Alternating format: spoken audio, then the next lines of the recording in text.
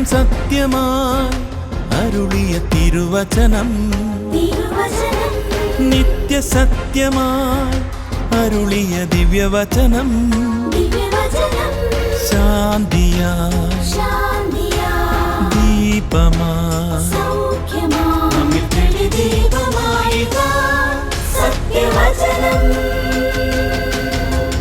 വിടുതലായി രക്ഷയായി സത്യവചനം. സത്യം സത്യമാ, സത്യം സത്യമാ, സത്യം സത്യമാ, സത്യം സത്യമാ.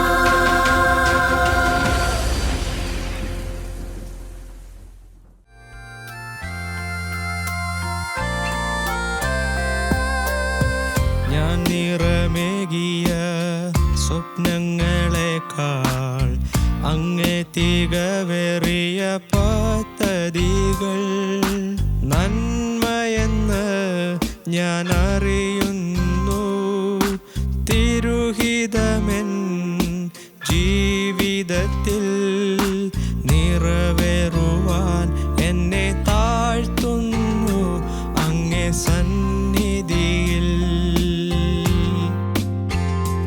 എന്റെ സൃഷ്ടാവേ, എന്റെ ഉടയോനേ, എന്നുമേ ഞാൻ നിൻ സ്വന്തമേ.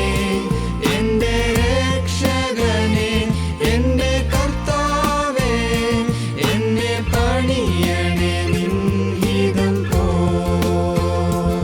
എന്റെ സൃഷ്ടാവേ, എന്റെ ഉടയോനേ, എന്നുമേ ഞാൻ നിൻ സ്വന്തമേ. എന്റെ രക്ഷകനേ, എന്റെ കർത്താവേ, എന്നെ പണിയണേ നിൻ ഹിതം പോൽ.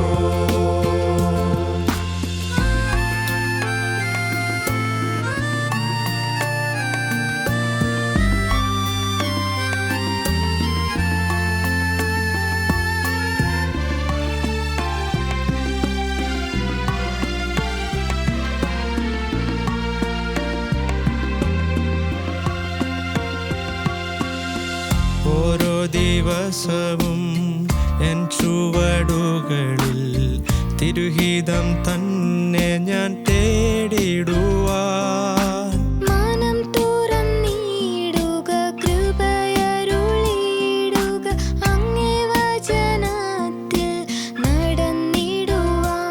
എന്റെ സൃഷ്ടാവേ, എന്റെ ഉടയോനേ, എന്നുമേ ഞാൻ നിൻ സ്വന്തമേ. എന്റെ രക്ഷകനേ, എന്റെ കർത്താവേ, എന്നെ പണിയണേ നിൻ ഹിതം. സത്യസത്യമായ എന്ന ദൈവവചന സന്ദേശത്തിലേക്ക് ഏവർക്കും സ്വാഗതം. സത്യം സത്യമാ. ഭാഗ്യവാൻ ആരാണ് എന്ന് ചിന്തിക്കുന്നത് നല്ലതാണ്. ലോകത്തിൻ്റെ ഭാഷയിൽ ഭാഗ്യം എന്ന് പറയുന്നത് നമുക്കറിയാം. പണമുള്ളവൻ ഭാഗ്യവാനാണ്, സൗന്ദര്യമുള്ളവൻ, പ്രശസ്തൻ അല്ലെങ്കിൽ അധികാരമുള്ളവൻ, അവരൊക്കെ ഭാഗ്യവാന്മാരാണ്. നല്ല ജോലിയുള്ളവൻ ഭാഗ്യവാനാണ് എന്നൊക്കെ നമ്മൾ പറയാറുണ്ട്. ശരിയാണ്, അത് ഭാഗ്യമാണ്. അതൊന്നുമില്ലാത്ത എത്രയോ പേര് നമ്മുടെ ചുറ്റുപാടും ജീവിക്കുന്നു. നല്ല ആരോഗ്യമുള്ളത് ഭാഗ്യം തന്നെയാണ്. എന്നാൽ യഥാർത്ഥ ഭാഗ്യമെന്ന് പറയുന്നത് ഇങ്ങനെയുള്ള ക്ഷയിച്ചു പോകുന്ന വസ്തുക്കളിലോ അല്ലെങ്കിൽ ആരോഗ്യമൊക്കെയാണോ യഥാർത്ഥ ഭാഗ്യമെന്ന് പറയുന്നത്? അതൊക്കെ ഇന്നല്ലെങ്കിൽ നാളെ ഇല്ലാതാവുമല്ലോ. പണക്കാരനും മരിക്കും, ആരോഗ്യമുള്ളവനും മരിക്കും, പ്രശസ്തനായവനും മരിക്കും. അപ്പം മരണം എന്ന പ്രശ്നത്തെ ഒഴിവാക്കുവാൻ ഈ പറഞ്ഞ ഭാഗ്യങ്ങൾക്കൊന്നും കഴിയില്ല. മരണം എന്ന വലിയ പ്രശ്നം എത്ര ഭാഗ്യവാൻ എന്ന് വിളിക്കപ്പെടുന്നവൻ്റെ മുമ്പിലും തുറിച്ചു നോക്കുന്നുണ്ട്. എന്നാൽ ദൈവവചനമായ ബൈബിൾ ഒരു ഭാഗ്യവാനെക്കുറിച്ച് പറയുന്നുണ്ട്. ബൈബിളിലെ ദൈവത്തിൻ്റെ ദൃഷ്ടിയിൽ യഥാർത്ഥ ഭാഗ്യമെന്ന് പറയുന്നത് എന്താണ് എന്ന് റോമാലേഖനം 4-ാം അധ്യായത്തിൻ്റെ 7-ാം വാക്യത്തിൽ ഇങ്ങനെ പറയുകയാണ്: അധർമ്മം മോചിച്ചും പാപം മറച്ചും കിട്ടിയവർ ഭാഗ്യവാന്മാർ, കർത്താവ് പാപം കണക്കിടാത്ത മനുഷ്യൻ ഭാഗ്യവാൻ. എന്തുകൊണ്ട് അങ്ങനെ പറയാൻ കാരണം പാപം എന്ന് പറയുന്ന പ്രശ്നം ഒരു മാരക രോഗമാണ്. ശരീരത്തെ ബാധിക്കുന്ന രോഗത്തെക്കാളൊക്കെ ഗൗരവതരമായ ശാരീരിക രോഗം നമ്മെ ഭൂമിയിലെ മരണത്തിനാണ് വിധേയപ്പെടുത്തുന്നതെങ്കിൽ ആത്മീയ രോഗമായ പാപം നമ്മെ നിത്യമരണത്തിന് അഥവാ ദൈവത്തിൽ നിന്ന് വേർപെട്ട് നിത്യനാശത്തിൽ, നിത്യകാലം, നിത്യനരകത്തിൽ ചിലവഴിക്കുവാൻ ഇടയാക്കും എന്നുള്ളത് കൊണ്ട് പാപം അതീവ ഗൗരവതരമായ ഒരു കാര്യമാണ്, അതീവ ഗൗരവതരമായ ഒരു രോഗമാണ്. ഈ പാപത്തെ ഇല്ലാതാക്കുവാനുള്ള ശ്രമങ്ങളാണ് ലോകമതങ്ങളിൽ ഉടനീളം എവിടെയും നാം കാണുന്നത്. പാപം ക്ഷമിച്ചു കിട്ടുവാനായി എല്ലാ മതങ്ങളും വിവിധ നിലകളിലുള്ള പരിപാടികൾ ആവിഷ്കരിച്ചിട്ടുണ്ട്. പണ്ടുകാലം മുടങ്ങിയുള്ളതും ഇപ്പോൾ പുതുതായി ആരംഭിച്ചതുമായ അനേക പരിപാടികൾ പാപം ക്ഷമിച്ചു കിട്ടുവാൻ, പാപം കഴുകപ്പെടുവാൻ മതങ്ങൾ ആവിഷ്കരിച്ചിട്ടുണ്ട്. ഒരു കാര്യം ശുഭോദർക്കമാണ്. എന്താണെന്ന് വെച്ചാൽ പാപം പരിഹരിക്കപ്പെടണം, പാപം പരിഹരിക്കപ്പെടാതെ പരിശുദ്ധനായ ദൈവത്തിൻ്റെ അടുക്കൽ ചെല്ലുവാൻ കഴിയുകയില്ല എന്ന തിരിച്ചറിവുള്ളതുകൊണ്ടാണല്ലോ മതങ്ങൾ വിവിധങ്ങളായ പ്രക്ഷാളനങ്ങളിലൂടെയും യാത്രകളിലൂടെയും നേർച്ചകളിലൂടെയും ഒക്കെ പാപത്തെ പരിഹരിക്കുവാൻ ശ്രമിക്കുന്നത്. പാപം പരിഹരിച്ച് കിട്ടാത്തവൻ പാപിയാണ്, അവൻ്റെ അന്ത്യം നിത്യനാശമാണ്. പാപം പരിഹരിച്ച് കിട്ടിയവൻ ഭാഗ്യവാനാണ്, അവൻ എത്തപ്പെടുന്നത് ദൈവത്തിൽ, സ്വർഗത്തിലാണ്. ചോദ്യം എങ്ങനെയാണ് പാപം പരിഹരിക്കുക എന്നുള്ളതാണ്. പാപം പരിഹരിക്കുവാൻ ദൈവത്തിന് സ്വീകാര്യമായ, നീതിപൂർവകമായ, സയുക്തികമായ മാർഗം എന്താണ് പാപം പരിഹരിക്കപ്പെടുവാൻ? ഇവിടെ ബൈബിൾ പറയുന്നു അധർമ്മം മോചിച്ച് കിട്ടും, പാപം ക്ഷമിച്ച് കിട്ടും, പാപം മറച്ച് കിട്ടും. എങ്ങനെ എന്ന ചോദ്യത്തിന് ഉത്തരം കണ്ടെത്തണം. പ്രിയ സ്നേഹിതരെ, വാസ്തവത്തിൽ നമ്മളിങ്ങനെ പറയാറില്ലേ, $1,000,000 ക്വസ്റ്റ്യൻ എന്ന് പറയില്ലേ? ഒരു $1,000,000 ക്വസ്റ്റ്യനാണ് പാപം എങ്ങനെ ക്ഷമിക്കപ്പെടുവാൻ കഴിയും, പാപം എങ്ങനെ ക്ഷമിച്ചു കിട്ടും. ദൈവവചനമായ ബൈബിളിലെ കേന്ദ്ര വിഷയം എന്ന് പറയുന്നത് പാപമോചനമാണ്. ആദിമ മനുഷ്യൻ പാപം ചെയ്ത് ദൈവത്തിൽ നിന്ന് അകന്നുപോയപ്പോൾ ഏദൻ തോട്ടത്തിൽ വെച്ച് ദൈവം വാഗ്ദത്തം ചെയ്തു, ഞാൻ ഒരു രക്ഷകനെ അയക്കും, ആ രക്ഷകൻ വന്ന് നിങ്ങളെ പാപത്തിൽ നിന്ന് രക്ഷിക്കുന്നിടം വരെ നിങ്ങൾക്ക് പാപത്തിൽ നിന്ന് സ്വയമേവ രക്ഷപ്പെടാനാവില്ല എന്ന സൂചന അവിടെ തന്നെയുണ്ട്.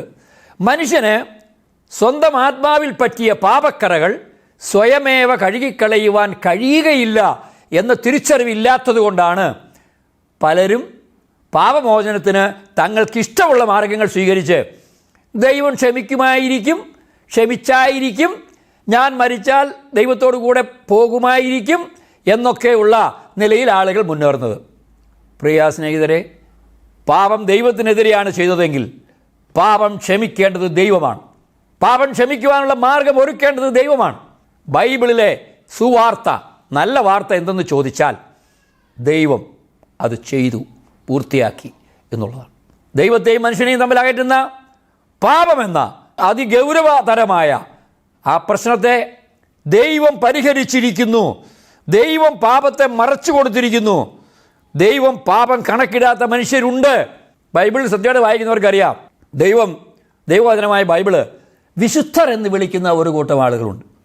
വിശുദ്ധർ എന്ന് വിളിക്കുന്ന ഒരു കൂട്ടം ആളുകൾ, അതായത് പാപം ക്ഷമിച്ചു കിട്ടിയവർ. ഈ വിശുദ്ധർ എന്ന് പറയുന്നത് മരിച്ചുപോയ ആളുകളല്ല. മരിച്ചുപോയ ശേഷം ഏതെങ്കിലും മനുഷ്യർ, ഏതെങ്കിലും മതം ഞങ്ങളുടെ വിശുദ്ധനാണ് ഇവൻ എന്ന് പ്രഖ്യാപിച്ച് നമ്മൾ രൂപക്കൂടുകളിൽ കാണുന്ന ആളുകളെക്കുറിച്ചല്ല ഞങ്ങൾ, അല്ലെങ്കിൽ ബൈബിൾ വിശുദ്ധർ എന്ന് പറയുന്നത്. ബൈബിൾ വിശുദ്ധർ എന്ന് പറയുന്നത് ജീവിച്ചിരിക്കുന്ന സാധാരണയെക്കുറിച്ചാണ്, സാധാരണക്കാരെക്കുറിച്ചാണ്. ബൈബിളിലെ അത്ഭുതകരമായ ഒരു യാഥാർത്ഥ്യം ഞാൻ പറയാം. ഗർഭസ്ഥ ശിശുവിൽ പോലും പാപം ആരോപിക്കുന്ന ഒരു ഗ്രന്ഥമാണ് ബൈബിൾ. കാരണം ഗർഭസ്ഥ ശിശുവിലും ശിശുക്കളിലുമൊക്കെ പാപ സ്വഭാവമുണ്ട്. ആ സ്വഭാവമാണ് പിന്നീട് വലിയ പാപങ്ങളായി വെളിയിൽ വരുന്നത്. ഗർഭസ്ഥ ശിശുവിൽ പോലും പാപം ആരോപിക്കുന്ന ബൈബിൾ, എൻ്റെ അമ്മ എന്നെ പാപത്തിൽ ഗർഭം ധരിച്ചിരിക്കുന്നു എന്ന വാക്യമുള്ള ബൈബിൾ ഇതാ സാധാരണക്കാരിൽ സാധാരണക്കാരായ മനുഷ്യരെ വിശുദ്ധർ എന്ന് സംബോധന ചെയ്യുന്നു. അതൊരു ശ്രദ്ധേയമായ കാര്യം തന്നെയാണ്. സാധാരണക്കാരിൽ സാധാരണക്കാരായി ജീവിച്ചിരിക്കുന്ന മനുഷ്യരെ വിശുദ്ധർ എന്ന് സംബോധന ചെയ്യുന്നു ഈ ഗ്രന്ഥം. ഗർഭസ്ഥ ശിശുവിലെ പാപം ആരോപിക്കുന്ന ഗ്രന്ഥം സാധാരണ മനുഷ്യരെ വിശുദ്ധർ എന്ന് സംബോധന ചെയ്യുന്നു. ഇതിനിടയിൽ എന്താണ് സംഭവിച്ചത്? പാപത്തിൽ ജനിച്ച് പാപത്തിൽ വളർന്ന് പാപി എന്ന് തെളിയിച്ച മനുഷ്യൻ വിശുദ്ധനായി തീരുന്നത് എങ്ങനെയാണ്? ഈ ചോദ്യം നിങ്ങൾ ചോദിക്കാതിരിക്കരുത്. നിങ്ങൾ അനുഷ്ഠിച്ചു വരുന്ന മതകർമ്മങ്ങൾ കൊണ്ട് നിങ്ങളുടെ പാപങ്ങൾ കഴുകപ്പെട്ട് നിങ്ങൾ വിശുദ്ധരായി തീർന്നു, നിങ്ങൾക്ക് പാപത്തിൻ്റെ മേൽ ജയമുണ്ട് എന്ന് പറയുവാൻ കഴിഞ്ഞിട്ടുണ്ടോ? കഴിയാറുണ്ടോ? ഇല്ല എന്നാണ് ലോകമതങ്ങളുടെ മുഴുവൻ സാക്ഷ്യം. അതുകൊണ്ടാണ് ലോകമതങ്ങളിൽ വളരെ ഭക്തിപൂർവ്വം ജീവിച്ച ആളുകൾക്ക് വേണ്ടിയും അവർ മരിച്ചു കഴിയുമ്പോൾ നിരന്തരമായി ശേഷക്രിയകൾ ചെയ്തുകൊണ്ടിരിക്കുന്നത്. ജീവിച്ചിരിക്കുമ്പോൾ പാപിയായ ഒരു മനുഷ്യൻ്റെ മുഴുവൻ പാപങ്ങളെയും കഴുകിക്കളഞ്ഞ് നിന്നെ വിശുദ്ധനാക്കിയിരിക്കുന്നു എന്ന് പറയുവാൻ കഴിയുന്ന ഒരു ശക്തമായ, കൃത്യമായ, വ്യക്തമായ ഒരു പ്രമാണം, ഒരു അനുഷ്ഠാനം, ഒരു വസ്തു അവർക്കില്ലാത്തത് കൊണ്ട് മരിച്ചു കഴിയുമ്പോഴും പിന്നെയും പ്രാർത്ഥനകളും അനുഷ്ഠാനങ്ങളും തുടരുകയാണ്. എന്നാൽ ബൈബിളിന് ഈ ഗതികേടില്ല. ബൈബിളിൽ ഈ ദുരവസ്ഥയില്ല. ബൈബിളിൽ സാധാരണ പാപികളെ വിശുദ്ധരാക്കി തീർക്കുന്ന എത്രയോ സംഭവങ്ങൾ നാം കാണുന്നു. ഏറ്റവും നല്ല ഉദാഹരണമാണ് ഈശോ മിശിഹായോടുകൂടെ ക്രൂശിക്കപ്പെട്ട ഒരു കൊടുങ്കുറ്റവാളി, കൊല്ലപ്പെടുവാൻ സർവ്വതാ യോഗ്യനായവൻ, ഒരുപക്ഷെ ജീവിതകാലത്ത് ഒരു നന്മയും ചെയ്തിട്ടില്ലാത്തവൻ, തിന്മകൾ മാത്രം ചെയ്ത് ജയിലിൽ കിടന്നവൻ, തൂക്കിലേറ്റപ്പെടുന്നവൻ കർത്താവിൻ്റെ മുഖത്തേക്ക് നോക്കിയിട്ട് പറഞ്ഞു, കർത്താവേ, അങ്ങ് രാജാവായി വരുമ്പോൾ എന്നെയും കൂടെ ഓർക്കണമേ. അടുത്ത വാക്യം എന്താണ്? ആശ്ചര്യകരമായൊരു പ്രഖ്യാപനമാണ് ഈശോ മിശിഹായുടെ സമൂഹത്തു നിന്ന് അവർ കിട്ടിയത്. ഇന്ന് നീ എന്നോടുകൂടെ പറുദീസയിലെന്നാണ്. കൊടും പാപി കർത്താവിനോട് പറഞ്ഞു, നീ എന്നെ ഒന്ന് ഓർക്കണം, നീ എന്നെ തള്ളിക്കളയരുത്, ഇന്ന് നീ എന്നോടുകൂടെ പറുദീസയിൽ. എങ്ങനെയാണ് അവൻ്റെ പാപങ്ങൾ മോചിക്കപ്പെട്ടത്? ഈ ചോദ്യം നിങ്ങൾ ചോദിക്കാതിരിക്കരുത്. എങ്ങനെയാണ് അവൻ്റെ പാപങ്ങൾ മോചിക്കപ്പെട്ടത്? നമ്മളിവിടെ വായിച്ചു, റോമാലേഖനം 4-ാം അധ്യായം 7-8 വാക്യങ്ങളാണ് ഞാൻ വായിച്ചത്. അതിൻ്റെ 5-ാം വാക്യം, തൊട്ടു മുകളിലുള്ള വാക്യം ഇങ്ങനെ പറയുന്നു, അഭക്തനെ നീതീകരിക്കുന്നവനിൽ വിശ്വസിക്കുന്നവനോ അവൻ്റെ വിശ്വാസം നീതിയായി കണക്കിടുന്നു. ദൈവം പ്രവൃത്തി കൂടാതെ നീതി കണക്കിടുന്ന മനുഷ്യൻ്റെ ഭാഗ്യം ദാവീദ് വർണ്ണിക്കുന്നു എന്ന് പറഞ്ഞിട്ടാണ് അധർമ്മം മോചിച്ചും പാപം മറച്ചും കിട്ടിയവൻ ഭാഗ്യവാൻ, കർത്താവ് പാപം കണക്കിടാത്ത മനുഷ്യൻ ഭാഗ്യവാൻ എന്നുള്ള വാക്യം വരുന്നത്. നോക്കൂ, ദൈവം പാപം ക്ഷമിക്കുന്നത് നമ്മുടെ ഏതെങ്കിലും പ്രവൃത്തിയുടെ അടിസ്ഥാനത്തിലല്ല. അങ്ങനെയാണെങ്കിൽ കർത്താവിനോടുകൂടെ ക്രൂശിക്കപ്പെട്ട ആ കള്ളൻ്റെ പാപം ക്ഷമിക്കപ്പെടുകയില്ലായിരുന്നു. അവൻ്റെ കൈകാലുകൾ ക്രൂശിനോട് ചേർത്ത് ആണിയടിച്ചിരിക്കുകയാണ്. അവൻ്റെ കൈകൾ കൊണ്ട് അവന് സൽപ്രവൃത്തികൾ ചെയ്യുവാൻ കഴിയുകയില്ല. അവൻ്റെ കാലുകൾ കൊണ്ട് തീർത്ഥാടനങ്ങൾ പോകുവാൻ കഴിയുകയില്ല. അവനോട് സൽപ്രവൃത്തിയും ചെയ്യാൻ കഴിയില്ല. അവനാകപ്പാട് ചെയ്യാവുന്നത് കർത്താവിൻ്റെ മുഖത്തേക്ക് നോക്കിയിട്ട് കർത്താവിൽ വിശ്വസിക്കുന്നു എന്ന് പറയുവാൻ മാത്രമാണ് കഴിയുക. അവനത് ചെയ്തു. അവൻ്റെ പാപങ്ങൾ കഴുകപ്പെട്ടു. അവൻ വിശുദ്ധനാണെന്ന് പ്രഖ്യാപിച്ചു. ഇന്ന് നീ എന്നോടുകൂടെ പറുദീസയിൽ എന്ന ഉറപ്പ് അവന് ലഭിച്ചു. ഇന്ന് നീ എന്നോടുകൂടെ പറുദീസയിലായിരിക്കുമെന്നുള്ള ഉറപ്പും അവന് ലഭിച്ചു. അതിൻ്റെ കാരണം എന്താണ്? അവൻ എന്തെങ്കിലും ചെയ്തിട്ടാണോ? അവനൊന്നും ചെയ്യാൻ കഴിയില്ല. ബൈബിൾ പറയുന്നു, പ്രവർത്തിക്കാത്തവനെങ്കിലും അഭക്തനെ നീതീകരിക്കുന്നവനിൽ വിശ്വസിക്കുന്നവനോ അവൻ്റെ വിശ്വാസം നീതിയായി കണക്കിടുന്നു. ഞാൻ ഒന്നുകൂടെ ആവർത്തിച്ച് പറയുകയാണ്, നമ്മുടെ പ്രവൃത്തികളല്ല നമ്മുടെ പാപങ്ങളെ കഴുകിക്കളയുന്നത്. മുട്ടോളം ചെടിയിൽ നിൽക്കുന്ന ഒരു മനുഷ്യൻ, പാടത്ത് ഉഴുവുന്ന ഒരു മനുഷ്യൻ, ആ പാടത്ത് നിന്നുകൊണ്ട് തന്നെ കഴുകി വിശുദ്ധീകരിക്കാൻ ശ്രമിക്കുന്നത് പോലെയാണ് പാപിയായ മനുഷ്യൻ തൻ്റെ മതങ്ങളിലെ അനുഷ്ഠാനങ്ങളിലൂടെ തന്നെ കഴുകുവാൻ ശ്രമിക്കുന്നത്. കൂടുതൽ പാപങ്ങളിലേക്ക് വീഴുന്നുവെന്നല്ലാതെ പാപമോചനം അവിടെ ലഭ്യമാകുന്നില്ല. എങ്കിൽ യേശു ക്രിസ്തുവിൻ്റെ ക്രൂശിൽ പാപമോചനം ഉണ്ട് എന്നുള്ളതാണ് ബൈബിളിൻ്റെ സുവിശേഷം. നമ്മുടെ പ്രവൃത്തി നിമിത്തമല്ല രക്ഷ, നമ്മുടെ പ്രവൃത്തി നിമിത്തമല്ല കഴുകൽ, നമ്മുടെ പ്രവൃത്തി നിമിത്തമല്ല പാപമോചനം. പ്രവർത്തിക്കാത്തവനെങ്കിലും, ക്രൂശിക്കപ്പെട്ട കുറ്റവാളി ഒന്നുമേ പ്രവർത്തിച്ചില്ല, പ്രവർത്തിക്കാത്തവനാണവൻ. പക്ഷേ അവൻ അഭക്തനാണ്. അവൻ ഭക്തനായിരുന്നില്ല, അവൻ ദൈവത്തെ അന്വേഷിച്ചവനായിരുന്നില്ല, അവൻ ദുഷ്ടനായിരുന്നു. അഭക്തനെ നീതീകരിക്കുന്നവനിൽ വിശ്വസിക്കുന്നവൻ. ഞാൻ ഒന്നുകൂടെ പറയട്ടെ, ദൈവമാണ് പാപം ക്ഷമിക്കുന്നത്. ദൈവത്തിനെതിരെയാണ് നമ്മുടെ എല്ലാ പാപങ്ങളും. മനുഷ്യർക്കെതിരെയും പാപങ്ങളുണ്ട്, പക്ഷേ ആ പാപവും ദൈവത്തിനെതിരെയാണ്. പാപം ക്ഷമിക്കേണ്ടവൻ ദൈവമാണ്. ആർക്കെതിരെ പാപം ചെയ്തു അവൻ പാപം ക്ഷമിക്കണം. അതെ, പാപക്ഷമയ്ക്ക് ആവശ്യമായ ദൈവത്തിൻ്റെ ഭാഗത്തു നിന്നുള്ള പ്രവൃത്തിയാണ് കാൽവരി ക്രൂശിൽ നിവൃത്തിയാകുന്നത്.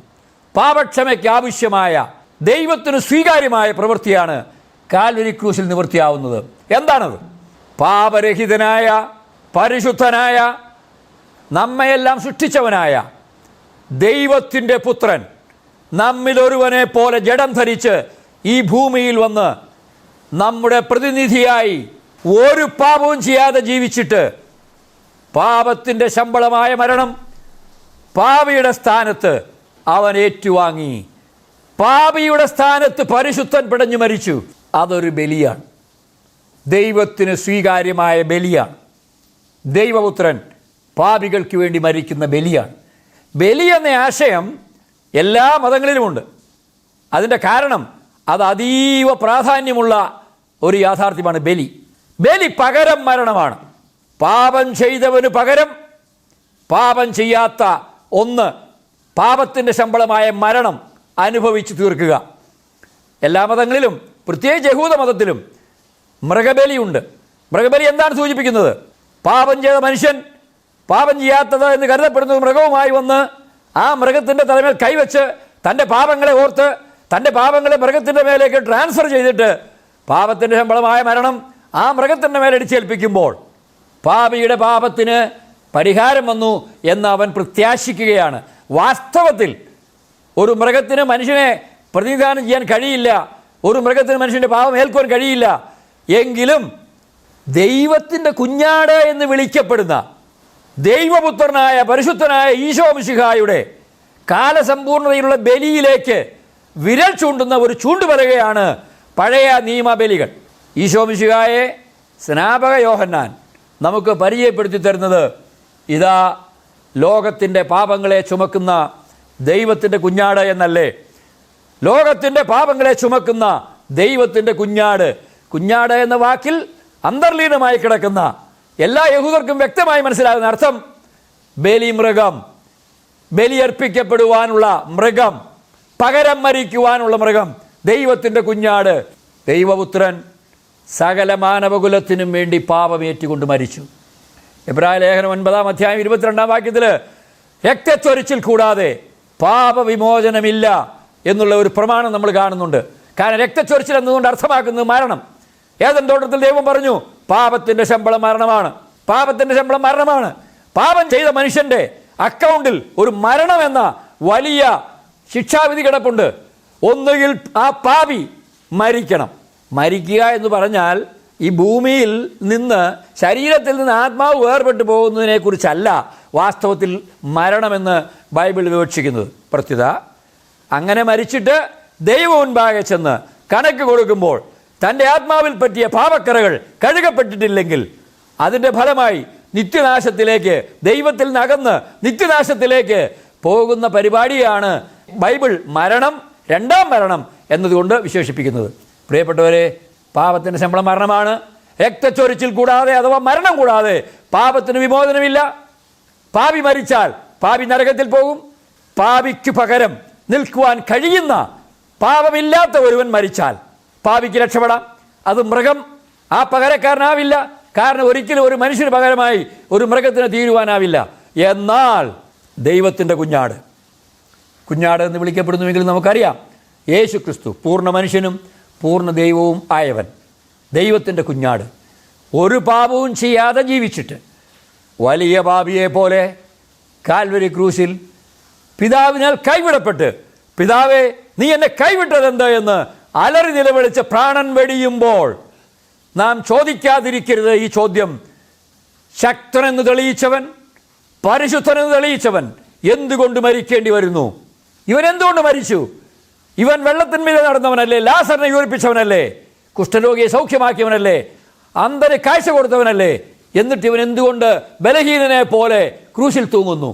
ഇവന്റെ പേരിൽ ഒരു പാപവും ആരോപിക്കുവാൻ ആർക്കും കഴിയാതിരിക്കെ ഇവൻ എന്തുകൊണ്ട് വലിയ പാപിയെ പോലെ ക്രൂശിൽ തൂങ്ങുന്നു എന്ന ചോദ്യം നാം ചോദിക്കാതിരിക്കരുത്. ഉത്തരം സ്നാപക യോഹന്നാൻ പറഞ്ഞത് തന്നെയാണ്, ദൈവത്തിൻ്റെ കുഞ്ഞാട്. ദൈവത്തിൻ്റെ കുഞ്ഞാട് എനിക്കും നിങ്ങൾക്കും വേണ്ടി മരിക്കുകയായിരുന്നു കാൽവരി ക്രൂശിൽ. പാപമോചനത്തിനായുള്ള ഇനി നാം ചെയ്യേണ്ടത് ഇത്രയുമേ ഉള്ളൂ. നാം ആയിട്ടൊരു പ്രവൃത്തി ചെയ്യുകയല്ല, സൽപ്രവൃത്തികൾ ചെയ്ത് കഴിഞ്ഞ കാലത്തെ ദുഷ്പ്രവൃത്തികൾ മൂടിവെക്കാമെന്ന് ധരിക്കരുത്. സൽപ്രവൃത്തികൾ കൊണ്ട് ദുഷ്പ്രവൃത്തികൾ ഇല്ലാതാക്കാൻ പറ്റില്ല. കഴിഞ്ഞ നാളിൽ ഞാൻ ഒരുവനെ മരണത്തിൽ നിന്ന് രക്ഷിച്ചു, വെള്ളത്തിൽ നിന്ന് കൈപിടിച്ച് കയറ്റിയതുകൊണ്ട് അതിനു മുന്നേ ഞാൻ ചെയ്ത കൊലപാതകം ക്യാൻസൽ ചെയ്യണമെന്ന് മനുഷ്യന്റെ കോടതിയിൽ പോലും വാദിക്കുവാൻ കൊള്ളാത്ത വാദമാണ്. അത് വിലപ്പോവില്ല. സൽപ്രവൃത്തികൾ കൊണ്ട് ദുഷ്പ്രവൃത്തികളെ കവറപ്പ് ചെയ്യാം, മൂടിവെക്കാം എന്നുള്ള മതങ്ങളുടെ പഠിപ്പിക്കൽ സയുക്തികമല്ല കേട്ടോ. ചെയ്ത പാപത്തിൻ്റെ ശിക്ഷ അനുഭവിക്കണം. ഒന്നുകിൽ പാപി അനുഭവിക്കണം, അല്ലെങ്കിൽ പാപിക്ക് പകരം നിൽക്കുവാൻ കഴിയുന്ന പരിശുദ്ധൻ അനുഭവിക്കണം. ഈ പരിശുദ്ധൻ പാപിയുടെ സ്ഥാനത്ത് പാപത്തിൻ്റെ ശിക്ഷ അനുഭവിക്കുന്ന ചിത്രമാണ് കാൽവരി ക്രൂശിലെ യേശുവിൻ്റെ മരണം. പ്രവർത്തിക്കാത്തവനെങ്കിലും അഭക്തനെ നീതീകരിക്കുന്നവനിൽ വിശ്വസിക്കുന്നവനോ അവൻ്റെ വിശ്വാസം നീതിയായി കണക്കിടുന്നു. യേശു ദൈവപുത്രനാണെന്ന് വിശ്വസിക്കുക മാത്രം പോരാ. പ്രത്യുത ദൈവപുത്രനായ പരിശുദ്ധനായ ഈശോ മശിഹ പാപരഹിതനായി ജീവിച്ചിട്ട് പാപിയെ പോലെ ക്രൂശിൽ പിടഞ്ഞു മരിച്ചത് എനിക്ക് പകരക്കാരനായിട്ടാണ്. അവൻ്റെ മേൽ ചുമത്തിയത് എൻ്റെ പാപമാണ്. ലോകത്തിൻ്റെ പാപങ്ങളെ ചുമക്കുന്ന ദൈവത്തിൻ്റെ കുഞ്ഞാട് ചുമന്നത് എൻ്റെ പാപമാകയാൽ അവൻ്റെ മരണം എൻ്റെ മരണമാണ്. എൻ്റെ പാപത്തിൻ്റെ ശിക്ഷ അവനിൽ നിവൃത്തിയായി എന്ന് ഏതൊരുവൻ വിശ്വസിക്കുന്നുവോ അവന് പാപമോചനം, സമ്പൂർണമായ പാപവിമോചനം ഉണ്ട്. ഇന്ന് നീ എന്നോടുകൂടെ പർദീസയിലെന്ന് കർത്താവിനോട് ക്രൂശിക്കപ്പെട്ട ആ കൊടുങ്കുറ്റവാളിയോട് കർത്താവിന് പറയുവാൻ കഴിഞ്ഞതിൻ്റെ കാരണം ഈശോ മിശിഹായിൽ തൻ്റെ പാപമോചനത്തിനായിട്ട് അവൻ വിശ്വാസമർപ്പിച്ചു. വിശ്വസിച്ചാൽ അത് നീതിയായി കണക്കിടും. നിന്റെ വിശ്വാസം നിന്നെ രക്ഷിച്ചിരിക്കുന്നു എന്ന് ബൈബിളിലുടനീളം നമ്മൾ കാണുന്നുണ്ട്. അതിൽ ചിലതൊക്കെ ഭൗതികമായ രക്ഷയെക്കുറിച്ചാണ് പറയുന്നത്. എങ്കിലും വിശ്വാസമാണ് രക്ഷിക്കുന്നത് എന്ന തിരിച്ചറിവ് നമുക്കുണ്ടായേ പറ്റൂ. നമ്മുടെ പ്രവൃത്തികളല്ല നമ്മെ രക്ഷിക്കുന്നത്. പ്രവർത്തിക്കാത്ത അഭക്തനെ നീതീകരിക്കുന്നത് വിശ്വാസത്താലാണ്. എന്താണ് വിശ്വസിക്കേണ്ടത്? ഈശോ മിശിഹ എൻ്റെ പാപത്തിൻ്റെ ശമ്പളമായ മരണം എനിക്ക് പകരമായി അനുഭവിച്ച് തീർത്തതുകൊണ്ട് എനിക്കിനിമേൽ ശിക്ഷാവിധിയില്ല. റോമാലേഖനം 8:1 ബൈബിളിലെ സുവർണ ലിപികളിൽ രേഖപ്പെടുത്തേണ്ട ഒരു വാക്യമാണ്. റോമർ 8:1. ഇപ്പോൾ ക്രിസ്തുവേശുവിലുള്ളവർക്ക് ഇനിമേൽ ശിക്ഷാവിധിയില്ല. ക്രിസ്തുവേശുവിലുള്ളവർക്ക് മാത്രമാണ് ശിക്ഷാവിധിയില്ലാത്തത്. ക്രിസ്തുവേശു മാത്രമാണ് പാപികൾക്ക് വേണ്ടി മരിക്കുവാൻ വന്നത്. ഈശോ മിശിഹ മാത്രമാണ് പാപരഹിതനായി ജീവിച്ചത്. അവനിൽ വിശ്വാസമർപ്പിച്ചാൽ നിങ്ങളുടെ പാപങ്ങൾ എത്ര കടും ചുവപ്പാണെങ്കിലും അത് ഹിമം പോലെ ദൈവം വെളുപ്പിക്കും. അവനിൽ വിശ്വാസമർപ്പിച്ചാൽ മറ്റൊന്നും നാം ചെയ്യേണ്ടതില്ല. തീർത്ഥാടനങ്ങളോ നേർച്ചകാഴ്ചകളോ പരിഹാര പ്രവൃത്തികളോ ഉപവാസങ്ങളോ പ്രാർത്ഥനകളോ കഴിക്കുവാനല്ല ദൈവം നമ്മോട് ആവശ്യപ്പെടുന്നത്. അവൻ അയച്ചവനിൽ വിശ്വസിക്കുക. നമ്മുടെ പാപപരിഹാരാർത്ഥം നമുക്ക് വേണ്ടി മരിക്കുവാൻ പിതാവാം ദൈവം തൻ്റെ പുത്രനെ അയച്ചു. അവൻ കന്യകയിൽ നിന്ന് പിറന്ന് പാപരഹിതനായി ജീവിച്ചിട്ടും വലിയ പാപിയെ പോലെ മരിച്ചത് എൻ്റെ ജാമ്യക്കാരനായിട്ടാണ്, എൻ്റെ വീണ്ടെടുപ്പുകാരനായിട്ടാണ്. അതുകൊണ്ട് ഇപ്പോൾ ക്രിസ്തുവേശുവിലുള്ളവർക്ക് ഇനിമേൽ ശിക്ഷാവിധിയില്ല എന്ന് തിരുവെഴുത്ത് പറയുന്നത് ഞാൻ വിശ്വസിക്കുന്നു. ദൈവമേ, ഞാൻ പാപിയാണ്. എൻ്റെ പാപത്തിൻ്റെ ശിക്ഷ നീ നിൻ്റെ പുത്രൻ്റെ മേലിട്ട് അവനെ ബലി കൊടുത്തത് കൊണ്ട് സ്തോത്രം. അവൻ്റെ രക്തം കൊണ്ട് എന്നെ കഴുകണമേ എന്ന് പ്രാർത്ഥിച്ചാൽ, ഇത് വിശ്വസിച്ചാൽ അത് നമുക്ക് നീതിയായി കണക്കിടുന്നു എന്നാണ് നമ്മൾ തിരുവെഴുത്തിൽ നിന്ന് വായിച്ചത്. ഞങ്ങളുടെ ശ്രോതാക്കൾക്ക് ഇത് വിശ്വസിക്കുവാൻ സ്വർഗത്തിലെ ദൈവം ഭാഗ്യം നൽകട്ടെ, ബലം നൽകട്ടെ. ഇതല്ലാതെ വേറൊരു രക്ഷാമാർഗമില്ല. ആകാശത്തിന് കീഴെ മനുഷ്യർക്കിടയിൽ രക്ഷയ്ക്കായി നൽകപ്പെട്ട വേറൊരു നാമമില്ല, ക്രൂശിക്കപ്പെട്ട യേശുവിൻ്റെ നാമം അല്ലാതെ. ദൈവം ഞങ്ങളുടെ ശ്രോതാക്കളെ സമൃദ്ധമായി അനുഗ്രഹിക്കട്ടെ.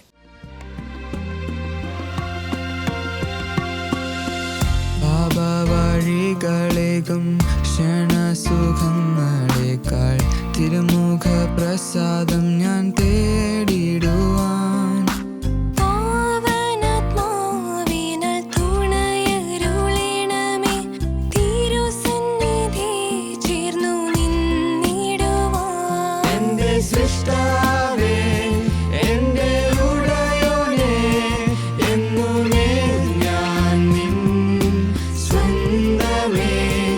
എൻ്റെ രക്ഷകനേ, എൻ്റെ കർത്താവേ, എന്നെ പണിയണേ നിൻ ഹിതം പോൽ.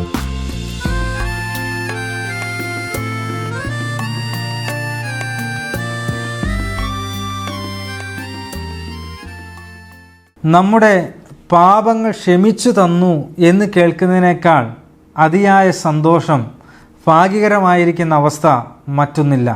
നമ്മുടെ പാപം ക്ഷമിച്ചു കിട്ടുവാനായി പല മാർഗങ്ങൾ നാം സ്വീകരിച്ചവരാണ്. ഇപ്പോഴും ആ മാർഗങ്ങളിൽ തുടരുന്ന പലരും ഈ സന്ദേശം കേൾക്കുന്നുണ്ട് എന്ന് ഞങ്ങൾക്കറിയാം. എന്നാൽ ദൈവത്തിൻ്റെ വചനം വായിക്കുമ്പോൾ പഠിക്കുമ്പോൾ നമുക്ക് മനസ്സിലാക്കുവാനായിട്ട് സാധിക്കും, നാം സന്ദേശത്തിലൂടെ കേട്ടതുപോലെ പാപത്തിന് പരിഹാരം വരുത്തുവാനായിട്ട് ഒരേ ഒരു മാർഗം മാത്രമേ ഉള്ളൂ. അത് കർത്താവായിരിക്കുന്ന യേശുക്രിസ്തുവാണ്. ആ യേശുക്രിസ്തുവിലുള്ള വിശ്വാസത്താലാണ് ഒരു മനുഷ്യൻ്റെ സമ്പൂർണമായിരിക്കുന്ന പാപത്തിന് മോചനം വരുന്നത്, ക്ഷമ ലഭിക്കുന്നത് എന്ന് നാം സന്ദേശത്തിലൂടെ കേൾക്കുവാനായിട്ട് ഇടയായി തീർന്നു. ഞങ്ങളെ കേൾക്കുന്ന പ്രിയപ്പെട്ടവർ ഇനിയും പാപക്ഷമയ്ക്ക് വേണ്ടി പല മാർഗങ്ങൾ ചെയ്യുന്നവരാണ് എങ്കിൽ ഞങ്ങൾ പറയട്ടെ, നിർത്തൂ. കർത്താവ് യേശു ക്രിസ്തു കാൽവരി ക്രൂശിൽ പാപപരിഹാരത്തിനായിട്ടുള്ള എല്ലാ യാഗവും അർപ്പിച്ചു കഴിഞ്ഞിരിക്കുന്നു. ആ കർത്താവ് യേശു ക്രിസ്തുവിൽ വിശ്വസിക്കുന്നവർക്ക് ദൈവത്തിൻ്റെ മക്കളായിട്ട് തീരുവാനായിട്ട് സാധിക്കും. കർത്താവ് യേശു ക്രിസ്തുവിൽ വിശ്വസിച്ച് പാപക്ഷമ പ്രാപിച്ച് മഹാഭാഗ്യത്തിന് ഉടമയായിട്ട് തീരുവാൻ ദൈവം നമ്മെ ഏവരെയും സഹായിക്കട്ടെ. ആ നിലയിൽ ദൈവം നമ്മെ അനുഗ്രഹിക്കട്ടെ. ദൈവനാമത്തിന് മഹത്വം ഉണ്ടാകട്ടെ. നമുക്ക് പ്രാർത്ഥിക്കാം. സ്വർഗീയ നല്ല പിതാവേ, കർത്താവേ, പാപക്ഷമ പ്രാപിക്കുവാനായിട്ട് ഞങ്ങൾ പോകാത്ത സ്ഥലങ്ങളില്ല, പോകാത്ത ഇടങ്ങളില്ല. എന്നാൽ എന്നേക്കുമുള്ളതായിരിക്കുന്ന പാപക്ഷമ, പാപപരിഹാരം അവിടുന്ന് കാൽവരിയിലെ ക്രൂശിൽ അർപ്പിച്ചു കഴിഞ്ഞു. ആ കർത്താവ് യേശു ക്രിസ്തുവിൽ വിശ്വസിച്ച് മാനസാന്തരപ്പെട്ട് ദൈവത്തിൻ്റെ മകനായിട്ട് തീരുവാൻ അവിടുന്ന് ഞങ്ങളെ ഏവരെയും സഹായിക്കണമെന്നോർത്ത് പ്രാർത്ഥിക്കുകയാണ്. ആ കർത്താവിനെ സ്വന്തം നാഥനും രക്ഷിതാവുമായി സ്വീകരിച്ച് കർത്താവിൻ്റെ മകനായിട്ട് ജീവിക്കുവാൻ അവിടുന്ന് ഞങ്ങളെ ഏവരെയും സഹായിക്കണമെന്നോർത്ത് പ്രാർത്ഥിക്കുന്നു. പ്രാർത്ഥന യാചനയോടുന്ന് കേട്ടതോർത്ത് സ്തോത്രം. എല്ലാ യേശു ക്രിസ്തുവിൻ്റെ ധന്യമുള്ള നാമത്തിൽ തന്നെ ആമേൻ. ഈ ദൈവവചന സന്ദേശം നിങ്ങൾക്കൊരു അനുഗ്രഹമായി എന്ന് ഞങ്ങൾ വിശ്വസിക്കുന്നു. നിങ്ങളുടെ വിലപ്പെട്ട നിർദ്ദേശങ്ങളും പ്രാർത്ഥനാവശ്യങ്ങളും ഞങ്ങളെ അറിയിച്ചാലും ഞങ്ങൾ നിങ്ങൾക്ക് വേണ്ടി പ്രാർത്ഥിക്കുന്നതായിരിക്കും. ഞങ്ങളുമായി ബന്ധപ്പെടേണ്ട വിലാസം Agape Gospel Ministries 126 Maithri Nagar, Ashramam, Kollam. Email ID satyasathyamaya@gmail.com. Phone number 8136936648. Bible സംബന്ധമായ നിങ്ങളുടെ സംശയങ്ങളും ചോദ്യങ്ങളും ഞങ്ങളുടെ വാട്സപ്പ് നമ്പർ മുഖേന ഞങ്ങളെ അറിയിച്ചാലും ഞങ്ങൾ നിങ്ങൾക്ക് ഉത്തരം തരുന്നതായിരിക്കും. ഈ പ്രോഗ്രാമിൻ്റെ മറ്റു സന്ദേശങ്ങളും പാട്ടുകളും കേൾക്കുന്നതിനായി ഞങ്ങളുടെ സത്യസത്യമായി എന്ന യൂട്യൂബ് ചാനലും സത്യസത്യമായി എന്ന ഫേസ്ബുക്ക് പേജും സന്ദർശിച്ചാലും ദൈവം നമ്മെ അനുഗ്രഹിക്കുമാറാകട്ടെ. സത്യം സത്യം